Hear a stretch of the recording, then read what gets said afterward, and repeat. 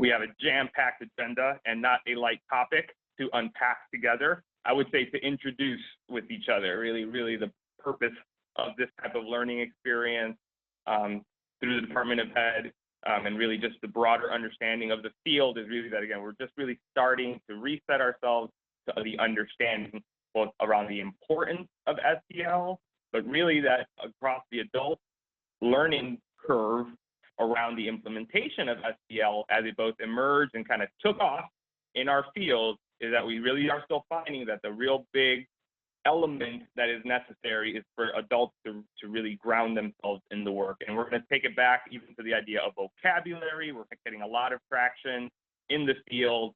One, about once someone establishes a framework to follow to help measure, what is the understanding of the adult terminology that they're applying to implement? And then most explicitly, what are they looking to measure?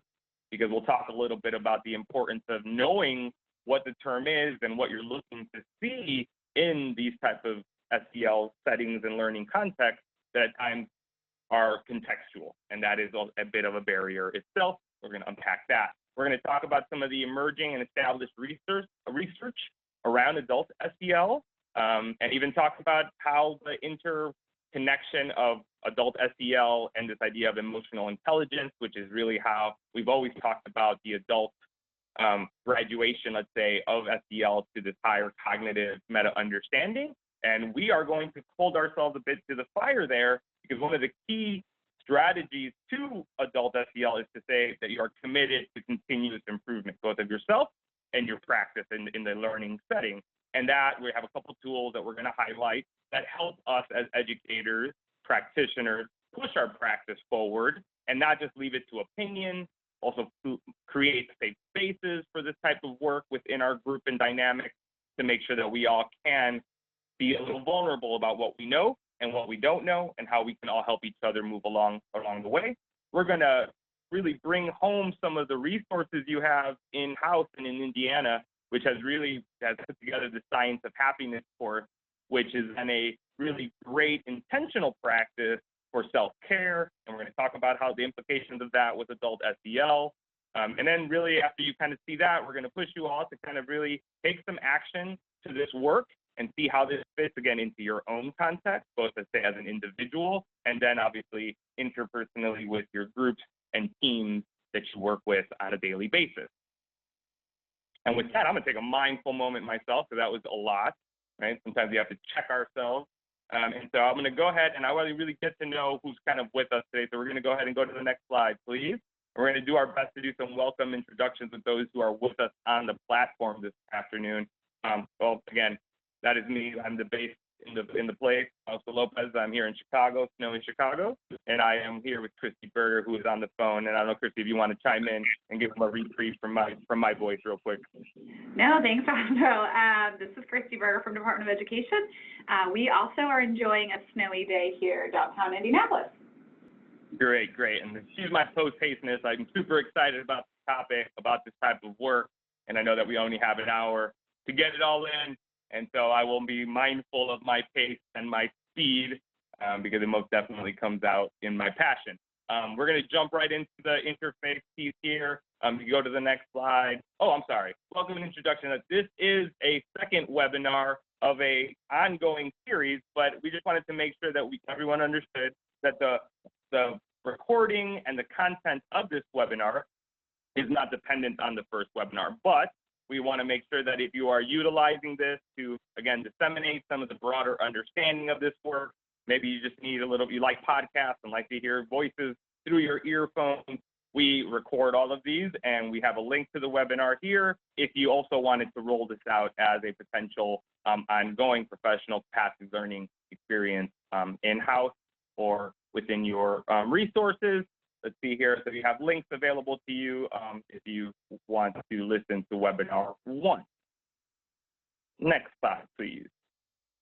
Here's that slide that I've been alluding to of getting to know who's on the phone. So we're going to go ahead and open up a poll. And if you can just kind of quickly let us know which role there best describes you. And if other, then please go ahead and enlighten us with what it is that you do within your space. And if we have enough respondents, I think we're about at 50, we can go ahead and see who we have with us today. Okay, so we have fellow teachers in the room. See here, we have some district and school administrators, which is always great. We have some student services, and this is both great to just know who's the different expertise, and we could also try to get into differentiation across roles, but we also know that this work in SEL is ecological. We know it takes various different inputs and various different roles, including external vendors. So we're just happy to see even that other, and again, if maybe folks, I guess there is no space to designate others. Some folks want to maybe put it in the chat what that other is for them, just so we can kind of get a broader understanding. That would be great, but not super necessary. We just want to make sure that we understand who is with us today. We're going to go ahead and close this poll. And thank you all for taking time today to kind of join us and kind of on this trip. We're going to move over to the next prompt. We want to just kind of get a baseline understanding of the day, not necessarily of your work or your profession, but how well you understand the concept around SEL. So again, this is the time to be honest about where you are, and it'll be a first attempt to collect some data for readiness, let's say. Okay, we're gonna go ahead and just let's see what everybody's broad understanding is here. Great. So we have some folks who are self-efficacious, who are claiming that they have good understanding. We have some folks who say that they know little.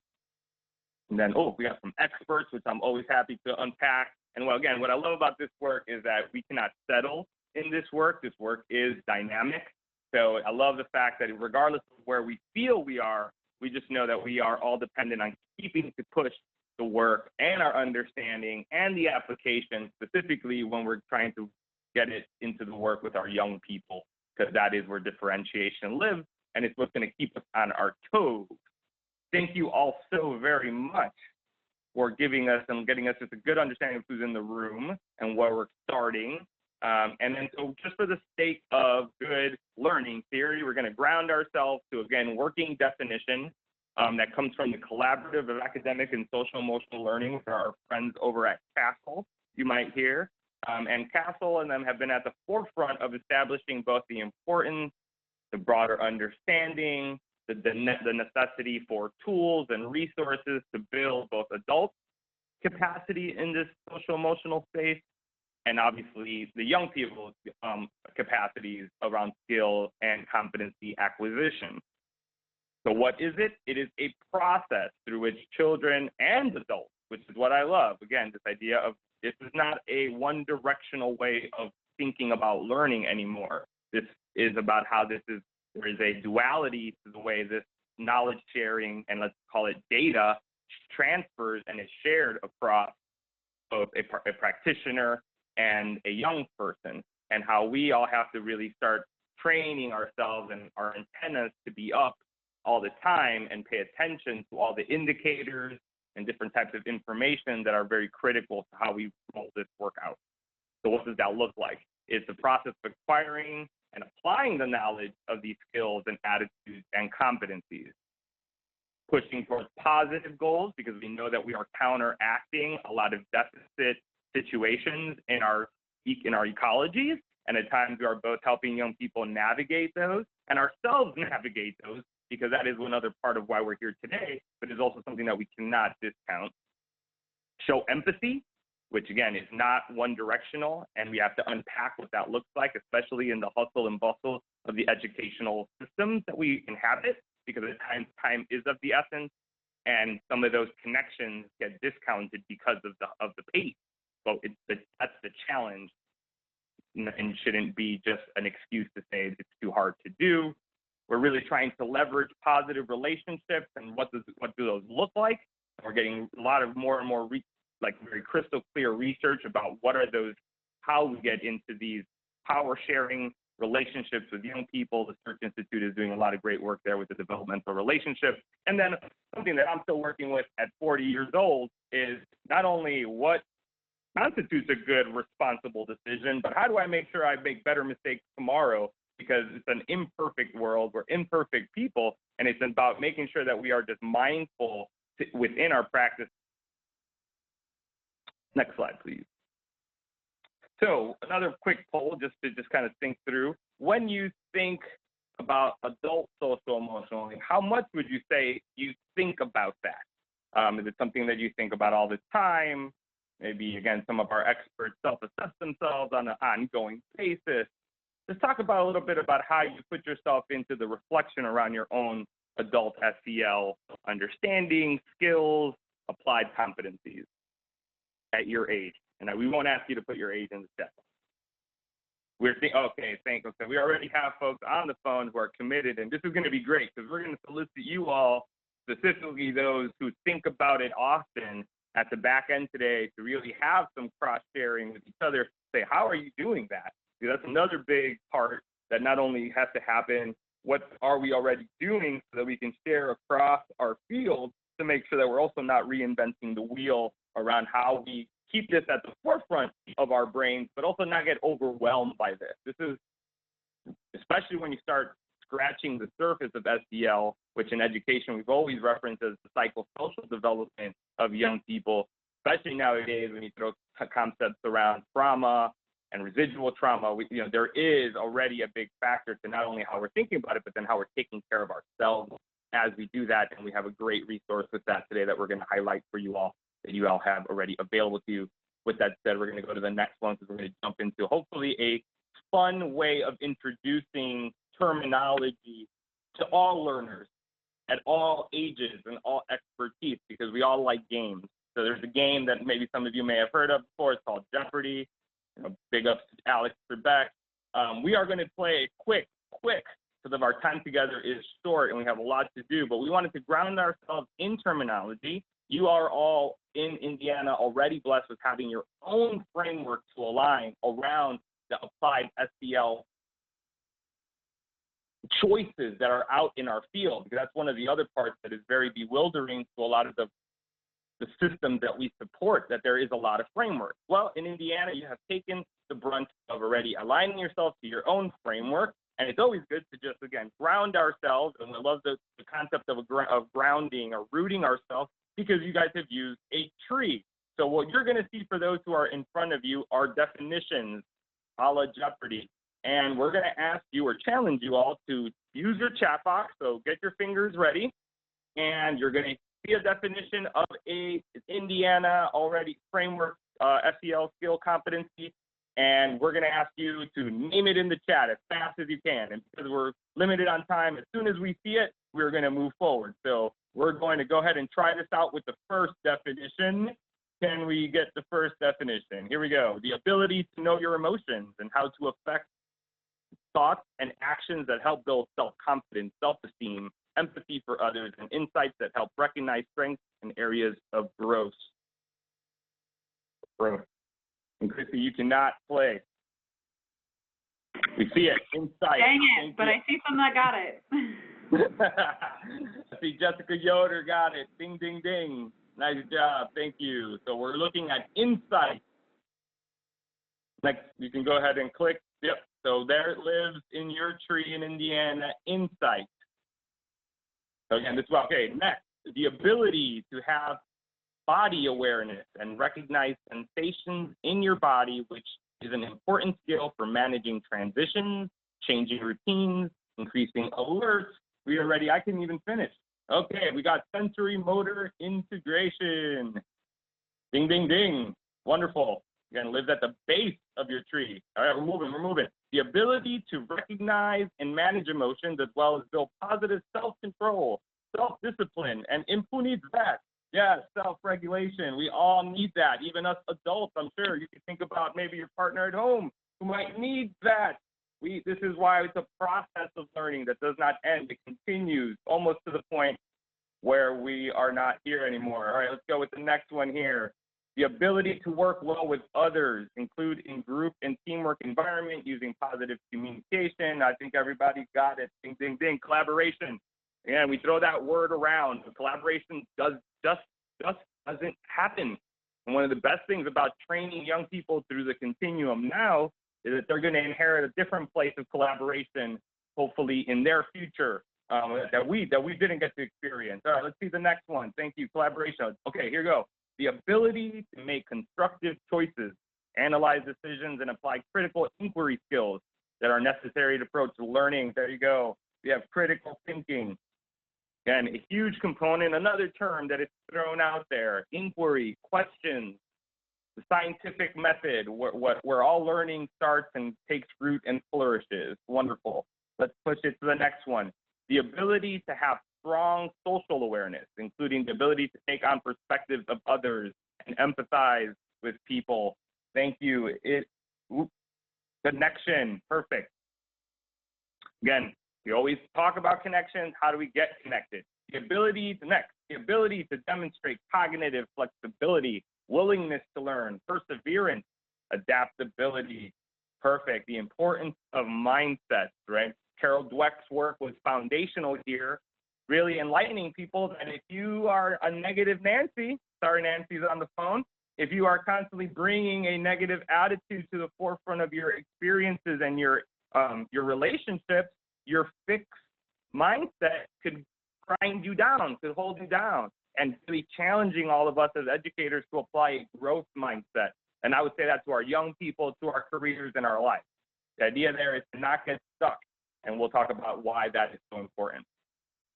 All right, thank you all for taking a quick second to do that. I'm going to contextualize really quickly before we get into the importance of how that creates a bit of safety. You might say, okay, that was pretty basic, so great. Well, we have had some enlightening experiences rolling out some PD and capacity building with educators, because one of the big things here around the importance of SEL is this idea of owning that you may not know something, that you may have forgot something from that workshop you took way back when, or that master's level class that you took a long time ago, and that there really was no opportunity to kind of do that or apply it. So this is about, again, how we structure and create safety, and go back to our formative approach to say at times we may know the definition of that, but did I apply it in my work?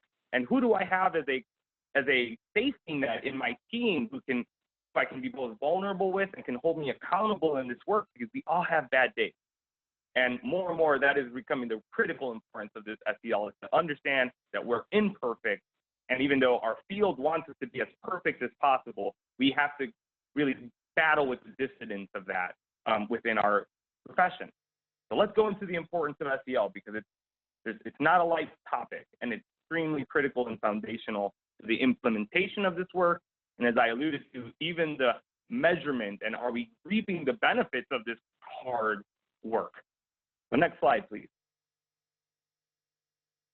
Give everybody a second to maybe kind of take in, again, more words on the screen about what is it? What is this adult SEL?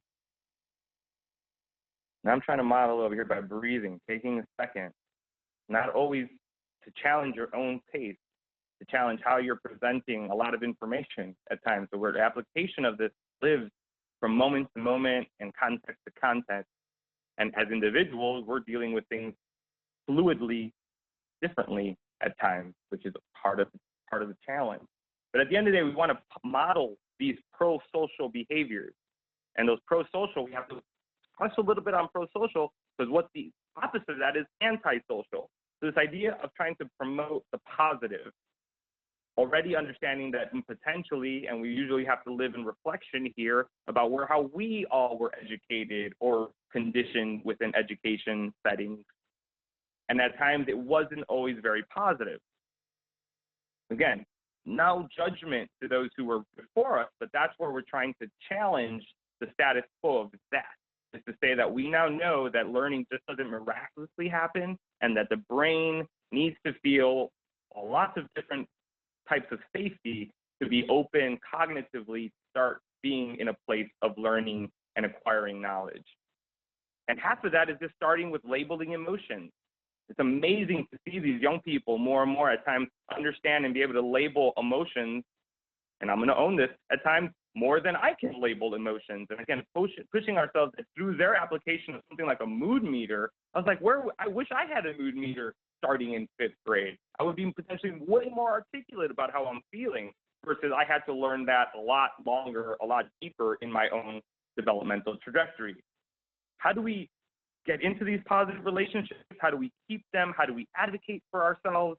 really trying to push that our young people know how to have self-developed self-efficacy, because at the end of the day, we're really going back to this Maslow's hierarchy of human needs and how we really traverse that very steep pyramid of development to make sure that we get to our most best authentic self up at the top of that pyramid. And a lot of us are still working on getting up that very steep pyramid. I'm working on it. And then how do we apply those self-care practices that we alluded to? This is tough work. This is grueling work when we think about the challenge of differentiating now between all these little psychologies that are looking at you bright-eyed and bushy-tailed and are critical, you are a critical component to their development. What does that look like? And thus, how do we battle that residual stress, that secondary trauma, depending on what happens when you start getting into the context of young people and breaking down what is challenging them and empowering them to deal with that themselves? There's a lot of storytelling in that. There's a lot of qualitative data there that at times can trigger ourselves as adults. And thus, we need to more and more hold ourselves accountable to how are we feeling when we unpack some of these very both basic and very deep things with our young people and the adults who are dealing with it. And then obviously the environmental supports, the school climate, more and more related to the conditions for learning, and that again, that just doesn't happen, and it takes everyone in the learning setting, not just the teacher.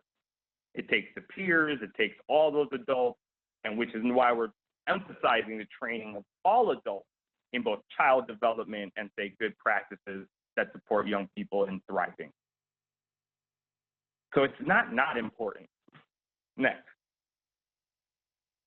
Now, in our field, we have, again, a lot of folks, really, really intelligent, brilliant people are trying to compartmentalize, well, what does this look like in play, Fausto? Sounds great, but the idea here is I still have to show up to work and I still need to get through my lesson plan, and we need to make sure that we get through this stuff. So again, we're trying to push this capacity building as professionals to say, well, it does, again, this is where it could live. SEL, let's unpack it, social emotional learning, well, the social aspects within how do we integrate grouping strategies, how we create voice and choice, how we challenge ourselves to not be so potentially rigid in the pace so that we are providing that warmth and support, how we're allowing young people to share a little power with us around our disciplinary strategies. At times, this also lives within our systems that us as practitioners, once we start grounding ourselves in what this is going to take, is that also creates leadership opportunities for us as practitioners to hold accountable our systems above us, to say, hey, this is what everyone is telling us I'm supposed to do, but I can't do that based off of the policies and procedures we might currently have. We need to maybe look to be more restorative. And that is where we start developing critical masses in this work that are also super critical to how we roll this out and can be a critical component to implementation and thus fidelity to walking this already rigid, at times strict line. And then instruction. One of the best things around SEL is that it's created an opportunity for us all as educators to, one, think about our role as educators, and two, think about what learning look like and what it should look like. And for a long time, this idea about like, what does it look like to actually instruct SEL? Is it a 15-minute moment of SEL versus is it just alignment that SEL, if we go back to learning theory, is just how learning should happen. It should happen in a social context. It should look at how it's happening to them emotionally so we know where their cognitive disposition is to acquire the information so that then we can differentiate the information or the support. And then the learning is intrinsic to both, which is why CASEL calls itself the Collaborative for Academic and Social Emotional Learning. And for those who might have paid attention to what the Aspen Institute came out with, which was this amazing kind of push around the science of learning and development, is also to reshape or kind of ratify that learning is changing. We are in a new age of information, and we have to keep up and be dynamic. And SEL is dynamic in its nature. So if you can go to the next slide, please. We're going to come back to this. So now we're going to label again. We're going back to the 5 competencies that we call the CASEL 5. But at the end of the day, that's where we want to start with our own adult SEL skills or understanding, because that's where we are. We know we're grown. You know, we're adults here, but that doesn't mean and shouldn't put us past at least double checking where we feel that we live here and how that affects all of our life and all of our relationships, specifically those professional relationships and obviously the relationships with our young people. Perfect. All right, we're going to move on to the next slide, please. Now, we got the research. This isn't just Fausto's opinion. We have, again, more and more, there's an opportunity to really crystallize the importance of this, not just theoretical, but actually more and more empirical, and really finding that those educators who reflect that are having an easier time with classroom management.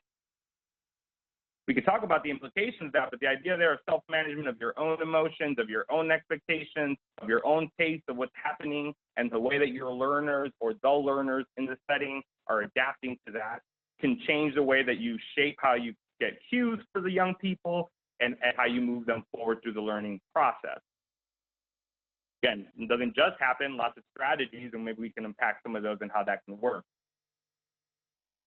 Again, a little bit more organized. We used to talk about the term intentionality, that if you bring an intentional aspect, you start being kind of premeditated about what you know the pitfalls can be with individual learners, with different times of the day, with different aspects of what's happening in the context of young people, by paying attention to different forms of data of what's happening in their lives, whether or not, again, we go back to like what's happening at home, to what's happened in the hallway, to what's just happening in their own developmental angst. Half of that is, again, understanding it and leveraging it as data. And data that these key informants don't just regularly and open up and just give away to most adults. So that's where it goes back to the importance of becoming authentic in those relationships, so young people, one, feel safe, but also are prepared to give you those type of valuable insights to their lives that we can leverage in their learning trajectories. Next slide, please. All right, so here's a really great one. I love this for those who want to know the citations of where this all comes from. This idea more and more that SEL is influencing the quality of student-teacher relationships. Just talked about that. Those connections don't just happen. Classroom management doesn't just know what's going on and be at the pulse of our inputs, of our young people, of our assets, to make sure that we can affect this and in a way be as ahead of any situations as possible. And as we do it as a unit, it can then change school climate. We now know that if you come with high levels of stress, where now you have school systems providing sometimes massages and different ways to decompress, because we know stress is one of the biggest killers in the United States for many other reasons than what we do. But the idea here is we want to try to bring that down. We don't want to contribute to that data set in our field because it negatively affects our mental health, our well-being, our satisfaction, thus impacting turnover and obviously outcomes, both proximal outcomes and direct outcomes. And if we can do it and implement it, again, as a unit, have consistency both for the young people's sake and for our own sanity, then we start talking about how communication, transparency, trust starts being developed in our team. And that's research that has existed forever in organizational psychology of how you empower teams to do their best and thus boost outcomes, which in our field is student performance. And the biggest piece, both for implementation and evaluation, which is why it's really great, I'll go back to definitions and talk about what it means to me versus what it might mean to you and might mean to other folks on your team. Because at the end of the day, if we're defining and thus training our eyes to identify based off our own internal definition what we think self-management is, and everyone is going to be observing and thus measuring that potentially different. We need to ground ourselves in the definition so that when we're looking at it, we're making the right attribution. So this is really about working smart, not hard. If we can get that tough work out of the way, then we can move forward in a unified manner. Next slide, please. And so this is the key part that's going to transition us to the importance and to the sharing across us as practitioners of how we take care of ourselves. Because at the end of the day, I hate to be that researcher that says, this is what you should do. You guys should go to the gym after work and you should join yoga, because I know that context matters and not everyone has the same availability and time or sanity to do it. But we have to push ourselves to do it because we now know that that type of data and that putting it off to next month or till summer is impacting the overall implementation of SEL. It's specific, and thus burnout, and thus consistency in the lives of young people and communities. So this is going to get deep, but are a lot of them used to folks coming in and out. And one of the biggest levers in psychology is consistency, because if not, you create confusion, you can create dissonance. So the big issue here is to try to be as consistent as possible and show up and be your best self and most authentic self as possible. Now, I love this Reyes et al. Because it just really gives you a kind of a comparison. So everyone take a look at that last bullet really quickly. So if you were mandated to implement a curriculum or a strategy or a group or something related to SEL, but you didn't cultivate your own practices or teach the young people's social emotional skills actually worsen. And again, it would be interesting to get into the method, but probably some form of confusion. Like, oh, I don't know what that is. And that's what we hear from young people all the time is that consistency. Why is Mr. Lopez so cool and patient and takes time with us and does that? But, Mrs. Reyes is always screaming at us and her scowl and always, again, young people are in tune with that. They are such great data collectors because their ears and antennas are up and they catch all the nuance in this work. And so more and more it really gets into how we train ourselves to think about our cues, our own biases. There are trainings now that are pushing us to our even levels of interaction and how we get to eye level with our learners, how we change our tone or check our tone at times as adults when we address young people. But again, that stuff just doesn't happen. And we're going to get into some resources that you guys have already available to you all to help you push your understanding and application of this at your own pace, which is also what I like, is that it's not the expectation that you're just going to get this and be done with it tomorrow.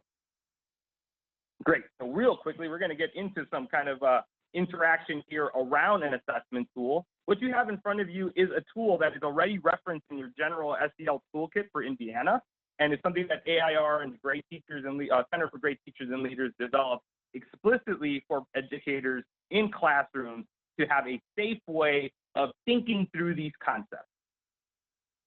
And so the self-reflection tool specifically breaks down teaching practices and the social emotional competency that you already bring to the table and puts you in a place of reflection to keep pushing yourself professionally in this work. And with that, we are and there is a link in the chat box for those who may already want to kind of interact with it. That would be me. I would have done that. And we are instead of just kind of giving you the overview, we're going to let you interact with some of the items because it'll get to know each other a little better in this digital platform. So this is really, again, always highlighting the importance of us having to be very in the front of our thinking about how we're implementing these practices and how it's influencing or impacting our young people. And so it's divided to be something that is a formative assessment, a formative, just quick way. Then we have seen different systems implement this tool in different ways because it is relatively comprehensive. So it's something that you can take from page 1 to page, I think there's a lot of pages, or you can actually look at the various domains and create a conversation starters. So this has been used in various different ways in various different PDs and communities of practice to at times get the conversation rolling, or if you want to create it as a form of data collection, we were very thoughtful about the development in that, and it could lend itself to some more structured way of tracking PD. So here's our opportunity now. We're going to open up a poll, and we'd like you to assess yourself and respond. So when I respond to misbehavior by considering pupil-specific social, affective, cognitive, and environmental factors that are associated with occurrences of the behavior. Woo. I respond to misbehavior by considering pupil-specific social, affective, cognitive, and environmental factors that are, we could have a whole session on that one statement, but go ahead and let us know where you fall in that gradient, please.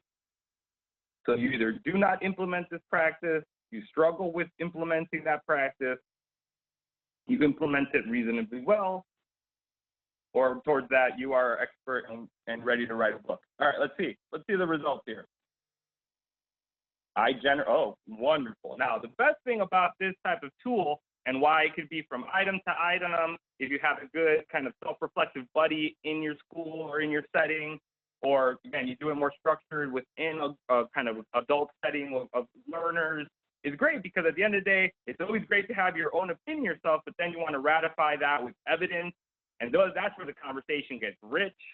You know, you can always cross-check, because we do know that we all have socially desirable responses at times. So I'm super doing it really well. Great, you're doing it really well. Why don't you model that for the other teachers, so you can leverage all this information and just kind of quick conversation for the betterment of all the capacity building strategies and activities you may already be doing in your work. All right, thank you all for doing that and for being honest. We're going to go to the next one here. Around teacher language. I let my students know how their efforts lead to positive results with specific affirmations. And if you got those, please share some specific affirmations. I think we all need those on our daily basis. So go ahead and rate yourself that. Again, the scale is I do not implement it, I struggle. I implement it reasonably well, I implement it well, or I'm killing the game. All right, let's see the results here. We're going to keep it quick because this is the baseline. And once you think you got a large percentage say, thank you so much for being honest, that you're implementing it reasonably well. Some of you are indicating you guys are doing this pretty well already. Another great understanding how you can leverage those data. What's the difference? Have folks talk about the difference between reasonable and doing it, feeling that they do it generally well. What do they do? At times, the aha moment is that they might be doing similar or exact same things, and it's just about how they feel about it. That's, again, the trust, communication, sharing of practices that we want to open up in our field. And at times, I know it's finding the time to do it, but this at times can allow different ways of getting that information, getting our teams to think about it, but not necessarily having to make it so crazy into a high accountability structure. Okay, let's see the next item, see how we're doing here. Responsibility and choice. I make sure students make the connection between their choices and potential consequences. All right, go ahead and go ahead and broadcast. Yeah, great. So we are, and what I love about this is that at any point, in any type of data that we get here, this allows us the opportunity to leverage the experience in the room. And at times we don't know the experience we have unless we do these type of, at times, almost basic processes to say, well, look at Fausto says, and is super confident, and he's telling us that he knows how to do this. Let's elevate him and push him and kind of pull that lever around his own professional leadership, because that could be its own type of indicator to keeping him around in the profession for years. Again, this is about any type of strategy that gets us to where we need to be. And this one at times just gets us to really just understand what we have in-house. Next one, let's see what we got going on here. Warmth and support. I let my students know that it's okay to get answers wrong or think outside the box. Are we letting them be experiential? Are we letting them learn from trial and error? I still keep learning from that all the time. Let's see what the results are here. Generally implement this practice well. So that means that we have good check-ins with our young people. That means you guys are implementing strategies of being able to stay at the pulse of what's happening and letting them know that it's okay and that it's okay that they don't have all the right answers, because that is learning. And the scientific method is even if you get the right answer, then let's prove it or disprove you and keep pushing the learning and never be, always being a lifelong learner, that Deweyan concept. But, we want to keep pushing and keep asking questions and making sure that happens. But again, we need to train ourselves for that. That just doesn't miraculously happen to all learners. Now that we have a little bit more context to this idea of thinking about the importance for your own, I want you to really think about how those competencies influence your day-to-day general ability to implement those SEL practices in your role. Just think about that for a second. Does it help? What would you do with this information? Or what do you do with this information? Again, this tool just gives you the opportunity to sit. And there are a lot of different tools out there if you Google them, but this is one that we have got a lot of great traction with, and it has a lot of the the majority of the underpinning research. As we always say, we do the research so you don't have to. This is, again, a comprehensive guide getting anybody started. But there are a lot of great ways of thinking through collecting and thinking through your own data in this space. All right, let's think about self-awareness here. I'm usually aware of how my emotions, culturally grounded beliefs, and backgrounds are precursors to my emotional reactions, and understand how they might impact social teaching practices in my students. So this is about being culturally responsive, making sure that you know, or someone there knows, how to make sure that they can differentiate between background biases. Let's see what that looks like. What are the results there? Okay, we have some agree. Great. So we are, so pedagogically, we're holding ourselves to the fire.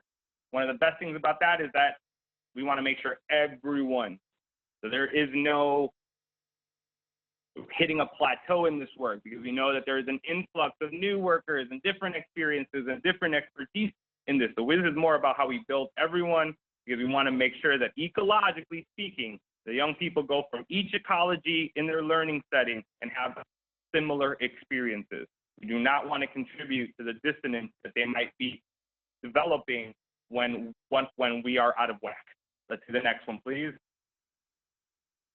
Emotional regulation. I effectively use multiple strategies, example, breathing techniques or mindfulness, when I have strong emotional reactions in the classroom, stress or anger, while implementing social teaching practices. Perfect. I love it. I love that we are all saying that we are either doing it, putting it into play already, because I said, I think that us modeling that, both for our young people as a way of acting when that happens, and then even for our other peers, as they see that your practice might be different than theirs, and how you might be a little happier in your professional life because you're doing some of these things, and the way that they might be looking is how we really have to, again, create safety, understand that everyone's not at the same place with this, and make sure that we are openly sharing how we're doing this, because something that you're already doing could really help somebody else.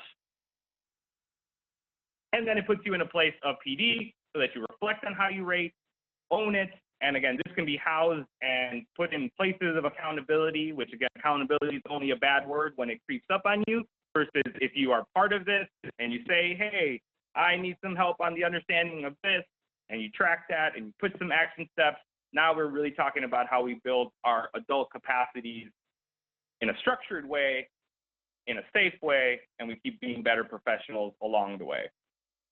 All right, we're gonna get, because I really wanna make sure I know that was, yes, perfect, at the place where you get to think through, or what I think is an amazing resource. I get the pleasure of working with a lot of different systems around the country, and I have just been in awe is the bad word, but I've already used so many of these amazing Indiana resources to try to help our other capacity building MPDs around the country, because at times one good resource, there's no stealing in our field, right? It's just only just taking a good idea and putting it into a different context. And this science of happiness that Christy's going to break down for you, that you all have at your disposal, again, in a virtual way, is I think just such a great way of rolling something out that allows adults to put themselves in a place of self-care. So Christy, if you want to just go ahead and jump in.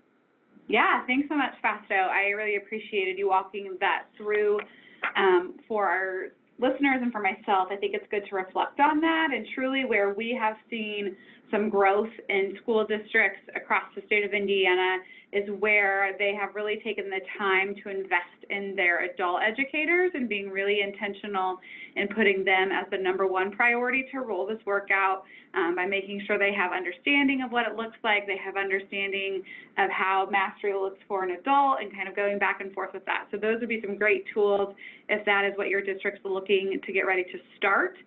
Maybe able to have some self-assessments, some anonymous surveys at your school or school district to really lay that foundation. So one of the things that Dr. McCormick really wanted us to do here at the Department of Education was focus on teacher well-being. We know most of our teachers leave, unfortunately, in the first 5 years of teaching, and so we know that there is no better Tier 1 intervention than a healthy and enlightened teacher, and we believe that wholeheartedly. So we came together as DOE with Butler University, and we created the Science of Happiness course. On the next slide, you'll see there's a short video that is an overview of what the course is. We're not going to watch that today because we don't have the time, but this course was based off of Yale University, which was created for actual students. They were seeing an increase of students die by suicide, and so they put this course into place and continues to be the #1 sought-after elective. And so Dr. McCormick met with Dr. Santos and really got her blessing to create something for Indiana here. And so it is housed on our Moodle, which is our online portal. And so you'll see on the next slide that it's self-paced. So that means there is no beginning time, there is no end time. It's on Moodle, so you can go to our website, enroll there, and it's 9 modules, but 7 modules of content. So the first module is kind of that introductory around teacher fatigue, why this is important, really looking at secondhand trauma, and then you'll go into more content throughout the process. And so each of the weeks that is content heavy should take you no more than 45 minutes per module, and it goes through what is called the PERMAP model. And so being intentional with each of those different letters and being reflecting as how you work through that as an adult. You know, are you engaged? Do you have relationships? Are you getting sleep and exercise and the things that you need? For that module, you will get 45 PGP points, which is half of what you need in the state of Indiana for your 5-year renewal. And so we have seen over 2,300 educators enroll, which is amazing since we released it in October. But what's even more exciting to us is we are seeing school districts really use this in their PLC model, which means they're pulling together their teachers to walk through this hand in hand. So they're creating and fostering a culture of warmth and nurture and really just a place to share, right? You know, we all need a safe place to share and bounce off ideas and really reflect on how we're growing as professionals, and really see an increase in the happiness around our work that we're doing. So this is a really great course. If you go to our website, which is, DOE, oh, never mind, Cora put it into the chat box. So if you go to our website, you can enroll right there, but you can also, on our website, there are one-pagers that if you are, I saw we have a couple of SEL coordinators, if maybe you're the person who's asked to lead this in your district or school, or you want to, there is a one-page PD overview, and so you could get your team together, share, here's what you all will learn during Module 1, you go do on your own the next week or two, and then let's come back at a PLC and reflect together. What did you learn? There is a journal that goes along with it. You can write as little or as much as you want. The only things that are required to get the PGP points are their 2 10-question quiz, midpoint and end. And then we talk about creating a happiness plan. What are things that you're going to do going forth to really support your wellness and your well-being so that you can support the kiddos that you're in front of each day? And so we'll ask you to submit that plan. We don't grade it for a grade. We just want to see that you have thought through how this could really play out into your day-to-day activity. As Fausto shared, these are skills that we have to continually go back and focus on to make sure that we are embedding them throughout the day. So you can go ahead and go to the next slide. So our next steps, Fausto, I actually don't know if this is you or me, but I can keep going. Go for it. Okay. So our next steps is just if you have any questions for Fausto or I, we want to open up. We have about 5 minutes left of our time here together and want to provide you all with any answers to questions, or if you started the happiness course and you would like to give us any feedback, we'd love to hear that as well. Okay, well, if something comes to you, please feel free to still send it our way. But here for the next step is, again, the link to our website, which is doe.in.gov/SEBW. And when you go to our website, on the next page, you'll see the video pop up, which will give you about that 3-minute commercial about what the course is and why it's so important to educators, and really looking at how this can provide some great foundation and SEL for our adults. And then below that, it'll say enroll here. You can click that. and that will take you straight to Moodle. If you have forgotten your login or need to create a new one, you can do all of that there and be able to support the group there. One thing to note is, as districts have worked through this together, you need to ensure that each person who's hoping to receive the PGP points is signed in. You can do it all as a group, but you need to be individually signed in and work through the weeks to obtain your PGP points at the end. And the last thing we wanted to share is that tonight at 8 p.m., we will be hosting our Indiana Ed Chat, and it will be talking about the Whole Child Summit, which was last week, which we talked a lot about teacher well-being, we talked a lot about student voice, all things social, emotional, mental health, wellness for children. So if you have additional questions or things that you want to share about the Whole Child Summit, please meet us tonight on Twitter, and we will go back and forth with ideas and supports as you continue to do this work in your space. So thank you all so much for joining us. Thank you for the work you do each and every day, and please let us know how we can help support you as we go on. Before we go, we're going to share in the chat box one strategy for professional self-care and one action step that you can do. And then I believe when you exit out, you'll be asked to complete a survey, which really helps us just prepare for another WebEx in the future to support the needs of Indiana. Anything I missed, Fausto? No, thank you so much, Christy. That was wonderful. Yes, again, before we lose you, obviously, please make sure to share some of those important self-care things.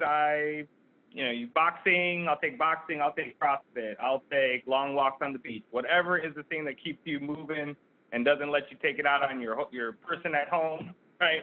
What's one, a hot bath, I love it. One action step, I'm gonna go take a hot bath. Thank you for that, because now you just inspired my action step. Mindful eating, great, whole life, yes, it is about everything that we put in us, and all intentionality pushes across everything. So definitely what you consume is great. Thank you for that. Horse riding, all right, that I don't know if that's, we're gonna have to think about that Chicago rail crew horse riding. Again, keep them coming. I know that people might have to jump off because you guys go do and save the world through your work.